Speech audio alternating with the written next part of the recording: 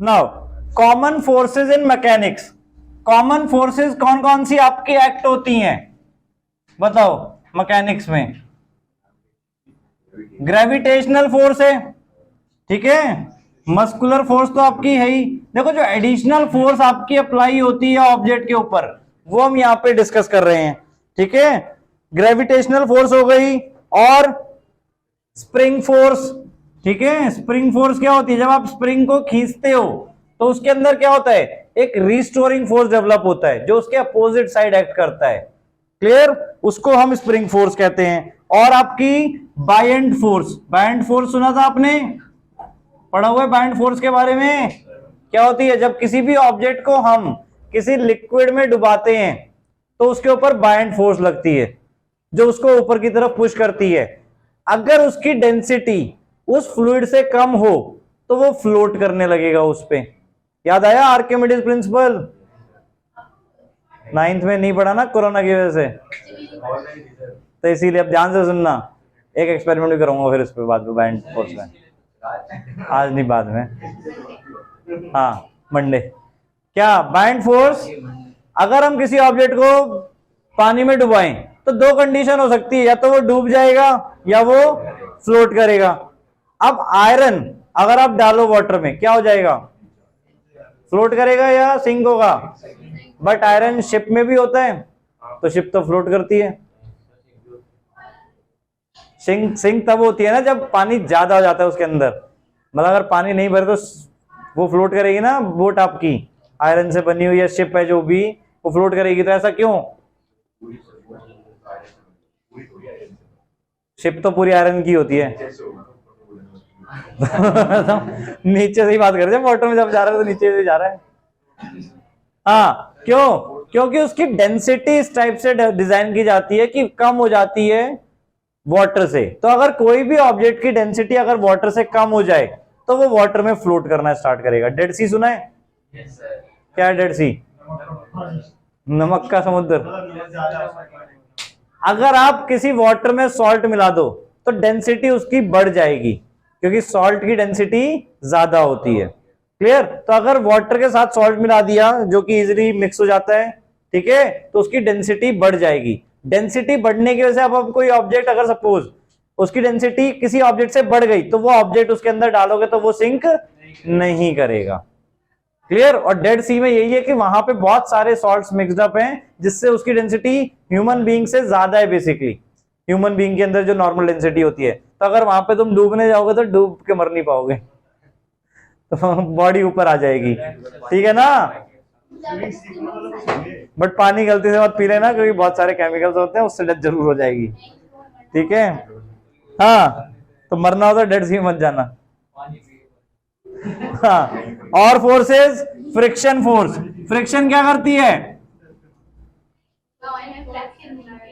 Friction, friction जब आप कभी भी मूव कर रहे हो तो फ्रिक्शन फोर्स कहां से अप्लाई होती है? ग्राउंड पर से। वो आपको क्या करेगी? रेजिस्ट करेगी, मतलब आपके फोर्स को कम कर देगी, अपोज करेगी आपके मोशन को, ठीक है, जिसकी वजह से आपका नेट फोर्स क्या हो जाएगा? डिक्रीज हो जाएगा, डिक्रीज हो जाएगा, जीरो नहीं, क्लियर। और कौन सी फोर्स? एयर रेजिस्टेंस भी हम बोल सकते हैं, ठीक है। एयर रेजिस्टेंस, अगर एयर की तरफ से फोर्स कैसे बेटा? अगर बहुत तेज हवा चल रही है तो अगर आप मूव करने की कोशिश करोगे तो क्या धीरे मूव कर पाओगे? एयर भी आपको पीछे की तरफ पुश करती है, क्लियर। अगर आपके अपोजिट डायरेक्शन में, सेम डायरेक्शन में, तो आपको वो मूव भी करवाएगी, क्लियर। तो दोनों कंडीशन हो सकती है, उड़ा भी सकती है, ठीक है। तो जो हल्के लोगों को पत्थर डालने। हाँ दिव्यांश,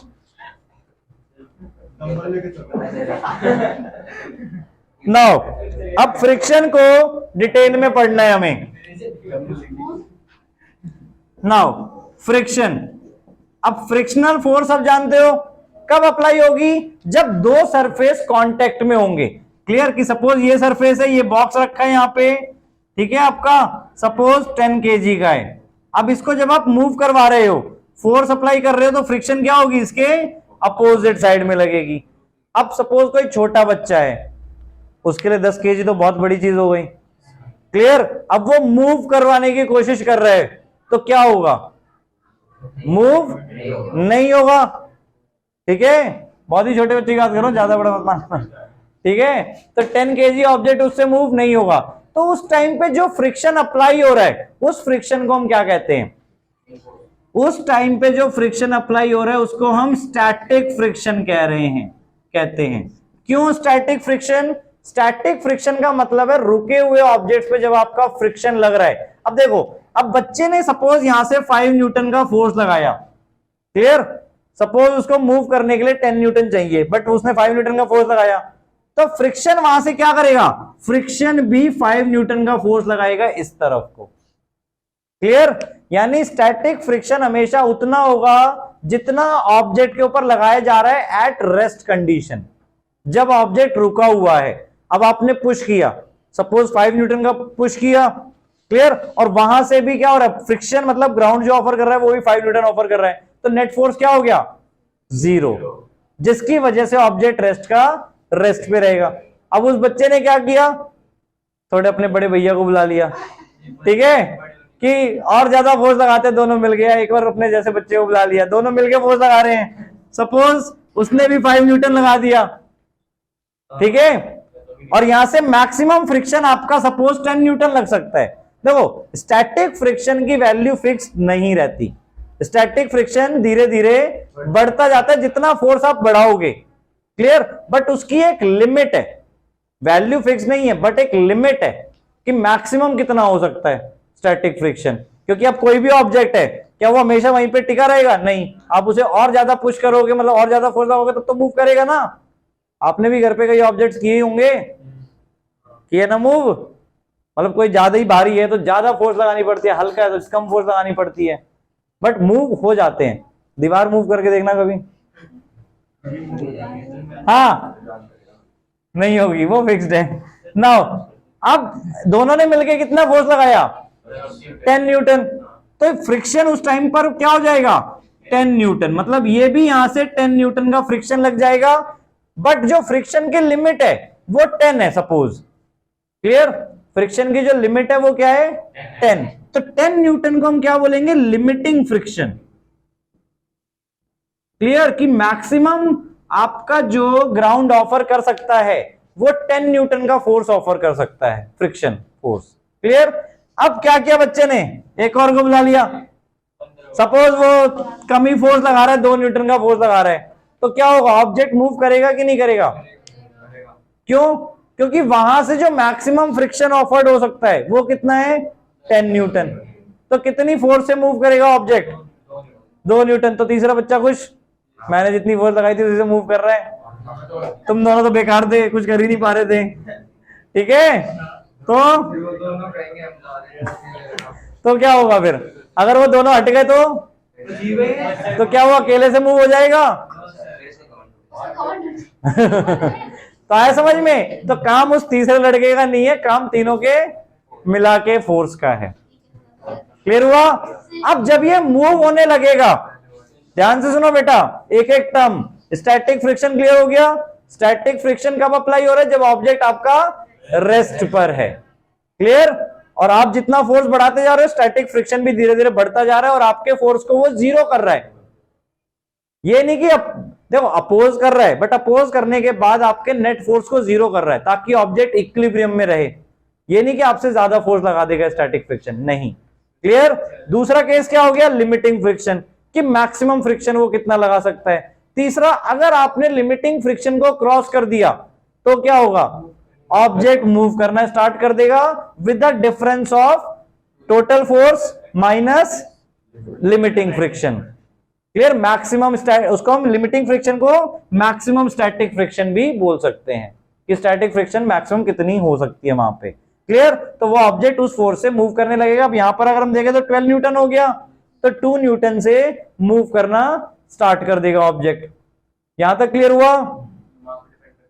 नाउ मास पे डिपेंड फ्रिक्शन करता है, वो अभी आएंगे कैसे डिपेंड करता है। नाउ यहां तक क्लियर हुआ ये चीज? अब अगर आपका ऑब्जेक्ट मूव करना स्टार्ट कर दिया तो वहां पे फ्रिक्शन कितना रहेगा? 10 न्यूटन रहेगा, या उससे ज्यादा हो जाएगा, या उससे कम हो जाएगा? बताओ। अब जब आपका ऑब्जेक्ट मूव कर रहा है तो 10 न्यूटन से फोर्स ज्यादा होगा फ्रिक्शन वहां पे, या कम होगा, या 10 न्यूटन ही रहेगा? 10 न्यूटन से कम हो जाएगा, उस टाइम पर हम उस फ्रिक्शन को बोलेंगे काइनेटिक फ्रिक्शन। क्या बोलेंगे? Kinetic friction. जब ऑब्जेक्ट आपका मूव हो रहा होगा और kinetic friction is less than limiting friction. क्यों ऐसा क्यों हुआ आप बताओ? काइनेटिक फ्रिक्शन लिमिटिंग फ्रिक्शन से कम क्यों हुआ? देखो, फ्रिक्शन का मतलब क्या है कि ग्राउंड उस ऑब्जेक्ट को मूव करने से रोक रहा है। रोक रहा है मतलब जितने भी पॉइंट ऑफ कॉन्टेक्ट हैं वो उसको अपोजिट की साइड रोक रहे हैं, खींच रहे हैं एक तरीके से। क्लियर? बट अब आपका ऑब्जेक्ट अगर मूविंग में है, मूव हो रहा है, तो उसको उसके साथ कांटेक्ट बनाने के लिए टाइम कम मिलेगा, क्योंकि ऑब्जेक्ट उसके ऊपर स्लाइड करता जा रहा है। क्लियर? तो उसके पास टाइम ऑफ कांटेक्ट कम है, जिसकी वजह से वो ग्रिप अच्छी तरह नहीं बन पाएगी, और उसकी वजह से क्या होगा? फ्रिक्शन आपका रिड्यूस हो जाएगा, कम हो जाएगा। क्लियर? तो काइनेटिक फ्रिक्शन हमेशा लिमिटिंग फ्रिक्शन से कम हो जाएगा। अब सपोज हम ये मान लेते हैं कि इन्होंने 12 न्यूटन से फोर्स स्टार्ट की थी, बट धीरे धीरे क्या होगा? अब फ्रिक्शन रिड्यूस होगा। फ्रिक्शन सपोज, अब काइनेटिक फ्रिक्शन सपोज इनका 8 न्यूटन रह गया यहां पे। क्लियर? और वो फोर्स कितनी न्यूटन की लगा रहे हैं? तो धीरे धीरे उनकी जो फोर्स का नेट इफेक्ट है वो बढ़ता जाएगा, 4 न्यूटन हो जाएगा। आए समझ में? तो जैसे अब मैं अगर आपको एग्जांपल दूं, गाड़ी में धक्का लगाना है तो अगर आप कॉन्स्टेंटली वो फोर्स लगाते जाओ तो गाड़ी की स्पीड क्या होती जाएगी? बढ़ती जाएगी, और आपका फोर्स भी बढ़ता जाएगा उसके बेसिस पे, क्योंकि काइनेटिक फ्रिक्शन अब उसके साथ ग्रिप बनाने का टाइम नहीं मिल पा रहा है उसे, फ्रिक्शन कम होता जा रहा है और वो अच्छी तरह इजिली तेज स्पीड में बढ़ जाएगी। वैसे कल मेरी 2 बार गाड़ी बंद हो गई थी। दिव्यांश, तेरे से धक्का रह गया, फिर मैंने बैटरी चेंज करवा दी।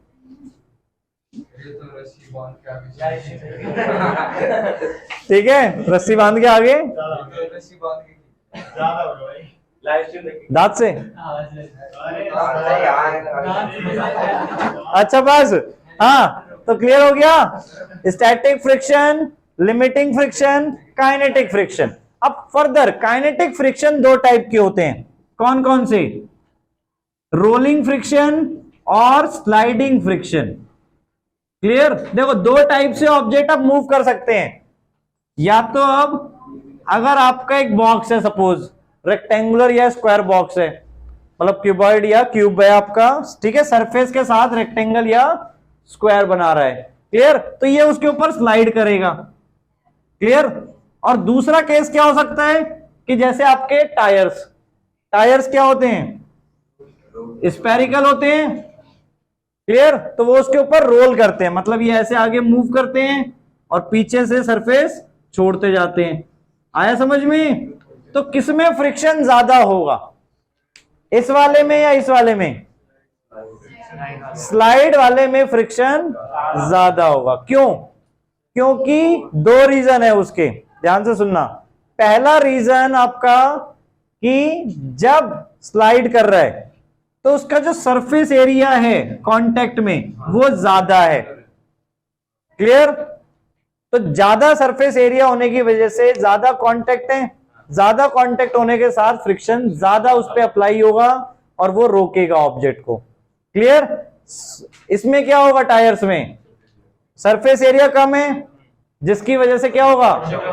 कांटेक्ट कम रहेगा और फ्रिक्शन कम हो जाएगा। क्लियर हो गया? ग्रिप ज्यादा नहीं बन पाएगी। दूसरी चीज आप ये भी बोल सकते हो कि देखो, इसमें जो कांटेक्ट हो रहा है वो रेगुलरली चेंज हो रहा है। मतलब अभी अगर हम बोले कि ये वाला पॉइंट कांटेक्ट में है, अब कुछ देर के बाद क्या होगा? ये वाला पॉइंट यहां पहुंच जाएगा, दूसरा पॉइंट मतलब ए और बी अगर हम यहां पे पॉइंट दे दें तो अब ए वाला यहां पहुंच गया, बी वाला कांटेक्ट में आ गया। बट इसमें क्या हो रहा है, अगर हम ए और बी यहां पर दें तो वही चल रहा है। क्लियर? यानी बी वाला अगर निकल भी गया आगे तो ए वाला तो उसके साथ चल ही रहा है ना, या ए वाला पीछे से छोड़ता जा रहा है बट बी वाला तो आगे उसके साथ फिक्स चल ही रहा है सरफेस में। क्लियर हुआ? दूसरा रीजन, ये पहले का ही पार्ट था आपका, क्लियर, सरफेस एरिया, कि जितना ज्यादा सरफेस एरिया होगा उतना ज्यादा फ्रिक्शन होगा। क्लियर? दूसरी चीज, अब प्रेशर सबको पता है, प्रेशर का फॉर्मूला क्या होता है? फोर्स अपॉन एरिया, प्रेशर का formula force upon area. Clear? तो जब ये फोर्स लगाएगा, देखो अब इसका जो प्रेशर है वो फिक्स्ड है यहां पे। अब देखो दोनों केस में वही चीज, एरिया किसमें कम है, तो ये ज्यादा प्रेशर लगा रहा है ग्राउंड के ऊपर। क्लियर? दोनों प्रेशर लगा रहे हैं, बट ज्यादा प्रेशर किस वाले केस में है, टायर वाले केस में। क्लियर? रोलिंग फ्रिक्शन में। और प्रेशर होने की वजह से फायदा क्या होगा आपका, ये सोचो। जब ये प्रेशर लगाएगा, देखो आगे से प्रेशर लगा रहा है, आगे की तरफ चल रहा है ना व्हीकल, तो ये आगे वाले सरफेस को देखो क्या होगा, आगे वाले सरफेस को नीचे की तरफ पुश करेगा। अब सरफेस नीचे की तरफ पुश हुआ, सीसॉ देखा ना सबने, अगर सीसॉ में हम इधर की तरफ बैठेंगे तो पीछे से क्या होगा, उठ जाएगा ना। तो वही चीज यहां पे, जब ये इसको आगे की तरफ पुश करेगा सरफेस को, स्लाइटली, ज्यादा नहीं दिखेगा मूव होते हुए, ठीक है, जब इसको ये पुश करेगा अंदर की तरफ तो पीछे से सरफेस उठना चाहिए। क्लियर? तो ये इजीली इसको पीछे से उठेगा और इस टायर को छोड़ देगा। आई बात समझ में? यानी जो ग्रिप यहां पे बन रही थी फ्रिक्शन की, वो इजीली रिमूव हो जाएगी। क्लियर? तो फ्रिक्शन इससे क्या हो जाएगा, कम हो जाएगा या ज्यादा हो जाएगा, कम हो जाएगा। अगेन क्लियर हुआ कंसेप्ट? रोलिंग फ्रिक्शन और स्लाइडिंग फ्रिक्शन। तो कौन सा फ्रिक्शन आपका कम होगा, रोलिंग या स्लाइडिंग? रोलिंग फ्रिक्शन आपका कम होता है। That's why the greatest invention of the universe क्या है, व्हील, जिसकी वजह से आपका देखो वैसे चल रहे हो या जो भी है, ठीक है, तो इसमें हमारा क्या होगा, फ्रिक्शन कम होगा। फ्रिक्शन कम होने की वजह से क्या एडवांटेज है, फोर्स कम लगेगी। क्लियर? अब फोर्स कौन सी, जो भी व्हीकल्स आप यूज करते हो तो उसमें पेट्रोल से चलते हैं, तो पेट्रोल वगैरह कम लगेगी, स्पीड ज्यादा अचीव कर सकते हो, टाइम बचेगा आपका कहीं एक जगह से दूसरी जगह जाने के लिए। फ्रिक्शन कम होगा तो आपकी जो फोर्स लग रही है वो नेट इफेक्टिव फोर्स में अप्लाई हो जाएगी। क्लियर? रोलिंग फ्रिक्शन याद रहेगा, ठीक है। एक और word, impending motion. Impending motion का मतलब क्या है बताओ, इंपेंडिंग मोशन एक वर्ड है, क्या मीनिंग है इसका, इम्पेंडिंग, पेंडिंग का मतलब तो सबको पता है, तो इम्पेंडिंग का मतलब क्या होगा, पेंडिंग का उल्टा। इम्पेंडिंग का मतलब कि हम देखो, इम्पेंडिंग मोशन आपका स्टैटिक फ्रिक्शन के साथ है। जब आप फोर्स लगा रहे थे, सपोज आपने 5 न्यूटन का फोर्स लगाया, तो स्टैटिक फ्रिक्शन भी वहां से 5 न्यूटन का आया, यानी स्टैटिक फ्रिक्शन ने आपके जो इम्पेंडिंग मोशन है, इम्पेंडिंग मोशन मतलब जो आपका मोशन होना चाहिए था, अगर वहां पर फ्रिक्शन नहीं होता तो उसको अपोज कर दिया और उसको जीरो करवा दिया। क्लियर? तो याद रखना, स्टैटिक फ्रिक्शन कभी भी आपके फोर्स से ज्यादा नहीं हो सकता, हमेशा अपोज करेगा और इक्वल होगा और आपके फोर्स को क्या कर देगा, जीरो कर देगा। क्लियर? और उसकी वैल्यू चेंज होती रहेगी जैसे जैसे आपकी फोर्स की वैल्यू चेंज होती रहेगी, बट उसकी एक लिमिटिंग वैल्यू है, उसको हम लिमिटिंग फ्रिक्शन कहते हैं। अगर आप उससे ज्यादा फोर्स लगा दोगे तो ऑब्जेक्ट मूव कर जाएगा। क्लियर? चाहे वो ऑब्जेक्ट कोई भी हो, ट्रेन हो, बस हो, कार हो, बाइसिकल हो, सब में एक अलग अलग लिमिटिंग फ्रिक्शन जो आपकी ग्राउंड से ऊपर। अब लिमिटिंग फ्रिक्शन का फॉर्मूला क्या है, तब ये फ्रिक्शन जो आपका अप्लाई होगा वो कितना होगा, देखो एफ एस का फॉर्मूला है, एफ एस देखो। अब आपका फ्रिक्शन, जैसे हमने बोला बस या कार की बात कर रहे हैं, तो किसमें फ्रिक्शन ज्यादा लगेगा अगर दोनों खड़े हैं, तो बस में। क्यों? क्योंकि उसका वेट ज्यादा है, वेट की बात करेंगे हम यहाँ पे, मास नहीं, सिर्फ मास से डिपेंड नहीं होगा। क्लियर? तो आपका जो फ्रिक्शन है वो डायरेक्टली प्रोपोर्शनल है किसके, वेट के। और वेट का फॉर्मूला क्या होता है, mass into acceleration due to gravity. So F S is directly proportional to M G, और जब डायरेक्टली प्रोपोर्शनल हम यहां पे हटाएंगे तो आपका म्यू एस आ जाएगा बेटा। अब म्यू एस क्या है, अब मैं बस को ले जाके मिट्टी वाले एरिया में खड़ी कर दूं और एक नॉर्मल प्लेन रोड पे खड़ी है, तो कहां पे इजीली मूव करवा पाओगे, प्लेन रोड पे, क्योंकि सरफेस का फर्क हो गया ना। तो यही आपका म्यू एस, कि जो दो सरफेस आपस में कांटेक्ट है, एक तो टायर हो गया, अब बस के टायर हम फ्लैट कर दें फिर क्या होगा, तो चलेगी नहीं, पुश ही नहीं कर पाओगे तुम। क्लियर? तो पुश ही नहीं कर पाओगे पहली बात, ठीक है। हाँ, तो म्यूएस आपका कि जो दोनों सरफेस आपके कांटेक्ट में हैं वहां पे कितना फ्रिक्शन अप्लाइड हो रहा है। क्लियर? उसका ये, अब इसको बोलते हैं coefficient of static friction, coefficient of static friction. Clear हो गया? F S equals to mu s M G. M G को फर्दर ये क्या कह रहे हैं, एन से भी कह रहे हैं। एन होता है आपका नॉर्मल रिएक्शन। देखो वेट आपका डाउनवर्ड लगता है, अब इसका अपोजिट, अब इसको देखो बैलेंस कौन कर रहा है। देखो आपका अगर कोई ऑब्जेक्ट, आप जैसे यहां पे खड़े हो तो वेट तो आपका डाउनवर्ड है। क्लियर? बट आप क्या इक्विलिब्रियम में हो? आप ऊपर की तरफ उठ रहे हो या नीचे की तरफ जा रहे हो? कहीं नहीं जा रहे हो, वहीं रुके हो। इट मींस क्या है, एक नॉर्मल रिएक्शन भी है जो आपको बैलेंस करवा रहा है। आपका वेट डाउनवर्ड है तो नीचे से भी एक फोर्स लग रही है जो आपको ऊपर की तरफ खड़ी कर रही है, उसको हम नॉर्मल रिएक्शन बोलते हैं, and that is equals to weight. Clear? तभी तो इक्विलिब्रियम में हो ना। अगर सिर्फ एक ही फोर्स, आपको बताया था ना, single force can not exist, हमेशा फोर्सेस पेयर्स में एग्जिस्ट करेंगी। क्लियर? तो तभी आप, नहीं तो नीचे की तरफ जाते जाते धीरे धीरे अंडरग्राउंड हो जाते हैं। ठीक है दिव्यांश, ऊपर खड़ा होना है फिर, ठीक है, फर्स्ट फ्लोर पे जाके। हाँ, ऐसे ही अगर हम अब काइनेटिक फ्रिक्शन की बात करें तो काइनेटिक फ्रिक्शन आपका हो जाएगा म्यू के एन। क्लियर? यानी म्यू के एम जी। और काइनेटिक फ्रिक्शन जैसे हमने बोला, देखो इसकी क्या है, ये हम जिसकी बात करें किसकी, स्टैटिक फ्रिक्शन के मैक्सिमम की बात कर रहे हैं। स्टैटिक फ्रिक्शन तो आपका चेंज होता रहेगा, ये जो हम बात कर रहे हैं एफ एस मैक्स की बात कर रहे हैं बेटा। ठीक है, मैक्सिमम स्टैटिक फ्रिक्शन कितना लग रहा है, और एफ के जो है आपका वो एफ एस मैक्स से हमेशा कम होगा। Kinetic friction is less than limiting static friction, जो स्टैटिक फ्रिक्शन की फाइनल लिमिटिंग वैल्यू थी उससे हमेशा कम होगा। क्लियर होगा ये फॉर्मूले भी बेटा, याद रहेगा। नाउ नेक्स्ट टाइम फिर अब इसके न्यूमेरिकल्स करेंगे हम।